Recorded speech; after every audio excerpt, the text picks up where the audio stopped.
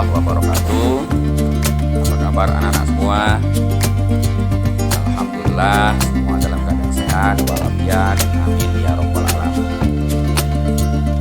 Anak-anak, masih ingatkah kalian tentang materi minggu lalu? Ya, betul sekali.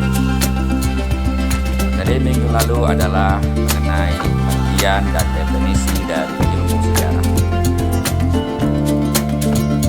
Anak-anak, pada hari ini kita akan melanjutkan materi sejarah kita mengenai manusia dalam konsep ruang dan waktu. Oke anak-anak sekalian, materi akan kita lanjutkan kembali mengenai konsep kehidupan manusia dalam ruang dan waktu. Oke, kita amati gambar berikut ini. Hubungan manusia dan sejarah. Manusia adalah pelaku atau aktor utama yang sangat menentukan suatu peristiwa sejarah. Dengan kata lain, tidak ada sejarah kalau tidak ada manusia. Selanjutnya adalah ruang dalam sejarah. Ruang dalam sejarah adalah tempat terjadinya suatu peristiwa sejarah itu sendiri. Jadi ruang ini anak-anak sekalian berkaitan dengan unsur geografis di suatu tempat. Oke, next kita lanjutkan. Lalu waktu dalam sejarah. Waktu dalam sejarah berkaitan dengan sifat kronologis dan konsep periodisasi dalam sejarah. Secara singkat, kapan terjadinya peristiwa sejarah itu. Lalu anak sekalian, ada keterkaitan antara manusia, ruang, dan waktu dalam sejarah. Ruang bisa disebut juga dengan spasial yang memiliki arti tempat berlangsungnya peristiwa sejarah. Sehingga banyak sekali sejarah-sejarah yang ada di Indonesia ini. Misal sejarah desa, sejarah daerah, sejarah lokal, sejarah dunia, dan lain. Itu menandakan dalam aspek tempat terjadinya peristiwa itu atau ruang terjadinya peristiwa itu. Selain ruang, konsep penting dalam sejarah itu adalah waktu. Manusia tidak bisa dilepaskan dari yang namanya waktu.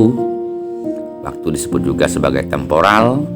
Adanya konsep waktu menunjukkan kapan terjadinya peristiwa sejarah itu. Oke, sekarang kita amati perbedaan antara ruang dan waktu. Ruang dalam arti spesial adalah tempat berlangsungnya peristiwa sejarah. Contoh, sejarah desa, sejarah kota, sejarah kampung, dan lain-lain. Tentu kalian masih ingat tentang tugas yang saya berikan membuat tentang sejarah desamu sendiri. Ingat ya? Oke. Lalu waktu secara temporal artinya menunjukkan kapan terjadinya peristiwa tersebut. Contoh, jam berapa terjadinya, hari apa, minggu berapa, bulan berapa, dan tahun keberapa. Itu mengenai konsep waktu. Lalu anak-anak sekalian, kamu pernah mendengar kalau masa lalu pasti berkesinambungan dengan masa depan. Kenapa bisa begitu? Nah, mari kita ulas lagi. Konsep kesinambungan itu maksudnya adalah masa lalu sangatlah menentukan apa yang terjadi pada masa sekarang ini. Kemudian masa sekarang akan menentukan apa yang terjadi di masa depan. Jadi disimpulkan bahwa dalam kehidupan manusia akan selalu tumbuh dan berkembang, bergerak seiring dengan dimensi ruang dan waktu. Kira-kira itu mengenai keterkaitan antara konsep manusia, ruang, dan waktu, dan berkesinambungan ke masa depan. Oke anak-anak sekalian, sebelum Pak mengakhiri pelajaran pada hari ini, ada teman kita yang telah selesai membuat proyek tentang sejarah desanya. Mari kita lihat, dengarkan, simak secara bersama-sama mengenai keterkaitan antara manusia, ruang, dan waktu dalam konteks sejarah desa yang telah dibuat kita ini. Oke, mari kita analisis bersama-sama.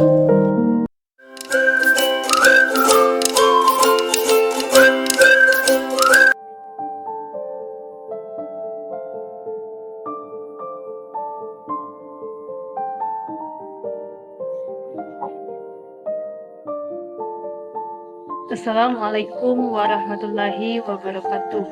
Hai teman-teman, inilah Desa Lubungin. Di sini saya akan menjelaskan sejarah Desa Lubungin. Desa Lubungin adalah desa yang letaknya di Kecamatan Selangit, Kabupaten Musrawas, Provinsi Sumatera Selatan. Dahulu kala ada sekelompok rantauan yang datang ke pemukiman yang belum ada penduduknya. Lalu mereka menetap di pemukiman tersebut. Suatu hari mereka mencari ikan di sungai. Lalu mereka menemukan sebuah lubang yang banyak pengennya. Kemudian mereka berbincang-bincang dan akhirnya mereka memberi nama pemukiman tersebut dengan nama Lubung. Itulah sejarah Desa Lubungin, teman-teman. Jadi, walaupun secara unsur sejarah belum sepenuhnya menjadi sejarah ya teman-teman, karena belum memenuhi sepenuhnya 3 unsur sejarah. Unsur pertama yaitu manusia. Siapa penemu Lubungin itu? Kita tidak tahu ya teman-teman. Dan unsur kedua, ruang, yaitu di mana tepatnya peristiwa tersebut terjadi sudah jelas di Lubuk Min, tetapi secara spesifiknya kita tidak tahu. Dan unsur ketiga adalah waktu, yaitu kapan peristiwa tersebut terjadi. Jadi walaupun belum memenuhi unsur sejarah, bukan berarti itu bukan sejarah ya teman-teman.